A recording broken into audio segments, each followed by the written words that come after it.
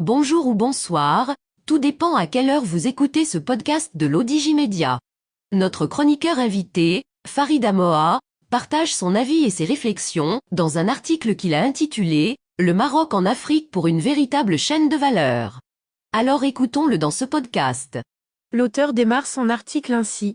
La ville de Dakhla, à l'instar de Marrakech, est devenue un haut lieu de conférences, de séminaires et symposiums internationaux, comme en témoignent les forums économiques avec les différentes chambres de commerce internationales, les rencontres portant sur l'intelligence économique organisées par Driss Gueraoui ou la deuxième édition du forum du groupe Maroc diplomatique, qui a eu lieu le 4 mars.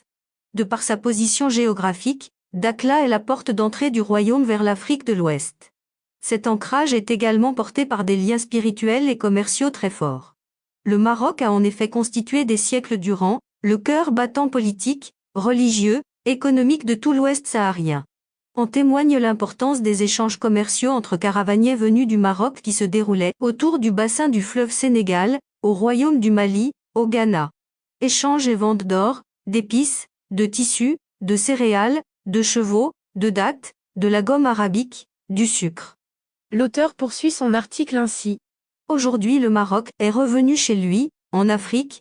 Son passé historique et sa proximité géographique façonnent ses relations avec le continent et tracent les perspectives d'avenir. Des perspectives qui passent pour l'Afrique par une capacité de prendre une place dans l'ordre mondial, une place notamment dans le G20 et dans le Conseil de sécurité des Nations Unies, et par la capacité de se faire respecter dans ses choix et d'initier la transformation de son économie sans prédateur. L'Afrique doit relever ses défis par elle-même et en se faisant confiance, tel est le mot d'ordre qui est entendu de Johannesburg à Dakar en passant par Dakhla. Dakhla qui, avec la nouvelle dynamique de la région Souss-Massa et surtout le développement des provinces du Sud, a donné une nouvelle centralité au royaume. Le port de Dakhla Atlantique, futur hub régional, va en effet dans quelques années repositionner toute la région sur les routes maritimes tout en assurant le développement économique, social et industriel de la région, dans tous les secteurs productifs, pêche, agriculture, mines, énergie, tourisme, commerce, industrie manufacturière. Il faut rappeler que Dakhla est plus proche de Dakar que Casablanca. Que le port de Dakhla étalé sur 1600 hectares englobera un parc industriel et logistique baptisé West Africa Free Zone, un port de commerce, un port de pêche et un chantier naval, en somme une bonne alternative au trafic terrestre pour les marchandises à destination de l'Afrique de l'Ouest. L'auteur mentionne ainsi. Mettre fin à un paradoxe, depuis près de 2 décennies, et sous l'égide de Sa Majesté le Roi, le Maroc a décidé de s'inscrire comme acteur clé dans une trajectoire africaine de transformation et de développement avec l'idée de créer une chaîne de valeur globale, économique, politique, culturelle. Pour ce faire, pour le développement inclusif et durable de l'Afrique, il nous faut mettre fin à un paradoxe. L'Afrique accuse du retard malgré son énorme potentiel. Récemment, le président Macky Sall, alors président de l'Union africaine, rappelait ses potentialités en quelques chiffres. L'Afrique, dit-il, c'est 30 millions de kilomètres carrés, 1,3 milliard d'habitants, d'importantes réserves en eau et hydrocarbures, 60% de terres arables non exploitées du monde, 40% des réserves d'or, 85 à 95% des réserves des métaux du chrome et platine, 85% réserves de phosphate, plus de 50% de réserves de cobalt et un tiers des réserves de bauxite dans le monde. À cela, il faudrait ajouter une jeunesse très active, qu'il faut former comme le fait le Maroc, en accueillant près de 20 000 étudiants africains, dont près de la moitié boursiers du royaume. Mettre fin au paradoxe, c'est transformer ce potentiel en richesse, en mettant fin au cercle vicieux de l'échange inégal, qui fait de l'Afrique un réservoir de matières premières exploitées à bas coût et dont une partie est revendue aux pays africains à des prix exorbitants. Cela passe par une politique de transformation industrielle et agroalimentaire dans une approche de politique intégrée et globale, que le Maroc a inscrit dans sa coopération avec l'Afrique, avec l'idée d'un partenariat win-win, porté par la devise Une Afrique, qui fait confiance à l'Afrique. Une coopération portée par plus de 1000 conventions signées lors des très nombreux déplacements du souverain en Afrique. L'auteur précise ainsi. Le Maroc en Afrique. Le Maroc considère que les enjeux de pays africains sur les questions majeures sont aussi ses propres enjeux. Développement humain et inclusif, sécurité alimentaire, développement des infrastructures, migration.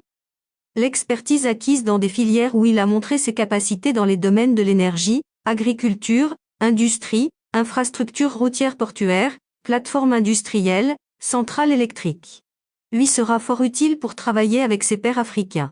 Autre atout de taille, son rôle de hub vers l'Afrique qui s'affirme au fil du temps et dans différents domaines, services nouvelles technologies, banques, industrie, transport aérien. Le Maroc a décloisonné son marché en ouvrant son économie à près d'1 milliard de consommateurs grâce à la signature des accords de libre-échange. Il a renforcé des dernières années sa coopération économique avec l'Afrique.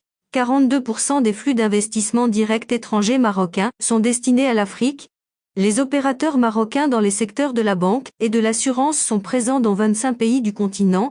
Et l'investissement des entreprises marocaines en terre africaine est plurisectoriel et concerne tous les secteurs finance, industrie, énergie, eau, transport, logement social, santé, éducation. Le Maroc est le premier investisseur africain dans la zone de l'Afrique de l'Ouest et le deuxième investisseur en Afrique. Le Maroc est déjà un hub pour la logistique, pour les fonctions support. Avec Casa Finance City, le Maroc devient un pôle relais financier régional.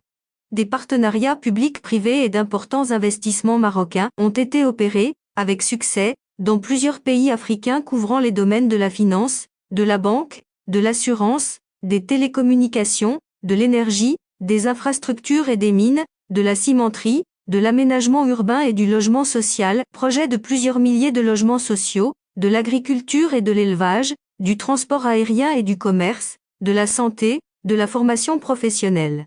Il reste que le continent doit affronter des défis colossaux mis en évidence par la guerre d'Ukraine, sécurité alimentaire, approvisionnement en énergie, création d'emplois pour les millions de jeunes qui viennent chaque année sur le marché, sécurité, changement climatique, migration. Et en premier lieu croissance démographique avec une population qui se situerait autour de 2,5 milliards d'habitants en 2050 et qui pose avec acuité le problème de la sécurité alimentaire. L'auteur explique que, à ces problèmes agroalimentaires, une entreprise comme celle de l'OCP apporte à son échelle des solutions en créant des filiales dans 14 pays africains représentant toutes les zones. Le OCP y déploie une approche globale, customisation des engrais, cartographie des sols, formation. Avec le programme d'investissement 2023 à 2027 présenté devant le souverain, l'OCP anticipe ses besoins en ammoniac pour renforcer la politique des énergies renouvelables. Le partenariat stratégique dans le domaine des engrais, signé entre le Maroc et le Gabon, a une portée continentale en matière de sécurité alimentaire et se décline autour d'un projet d'intégration industrielle, mais surtout la création d'une initiative fédératrice d'une action de développement agricole intégrée et novatrice, qui aura un impact socio-économique profond sur toute la région. Ainsi, il y a 2 semaines, Sa Majesté le Roi a remis un don de 2000 tonnes de fertilisants au Gabon. Concernant la question de la lutte contre les changements climatiques, le Maroc reste engagé à l'instar de la quasi-majorité des pays africains selon le principe de la responsabilité commune mais différenciée, fondée sur une transition énergétique juste et équitable. Pour l'unité de l'Afrique, c'est ainsi qu'au dernier sommet de l'Union africaine, le Maroc a plaidé pour l'opérationnalisation effective de la ZLECAf, étape cruciale vers la réalisation de l'intégration régionale du continent. La ZLECAf constitue la zone de libre-échange continentale africaine, qui sera l'un des plus grands marchés communs du monde unissant 54 pays avec 1,3 milliard d'habitants.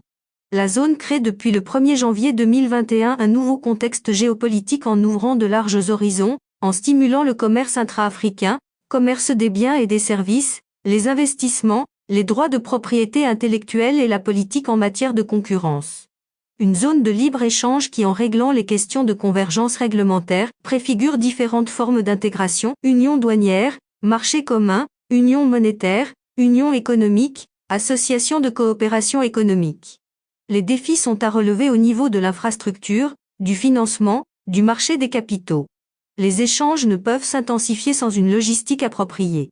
Autre point de vigilance, les questions de taux de change et des risques qui sont à travailler en développant les instruments de couverture contre le risque de change. Pour conclure, l'auteur résume son article ainsi. Le Maroc travaille sur une chaîne de valeur africaine pour que les avantages comparatifs puissent jouer pleinement et permettre de faire face à la concurrence internationale, qui devrait s'intensifier avec la création de cette zone.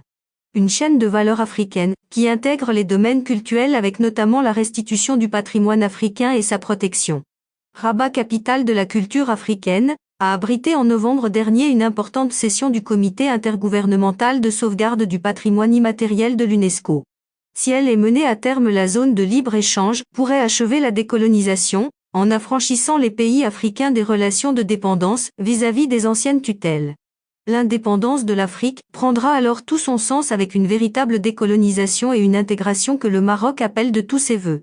Rédigé par Farida Moha et lu par l'intelligence artificielle de l'Odigimédia.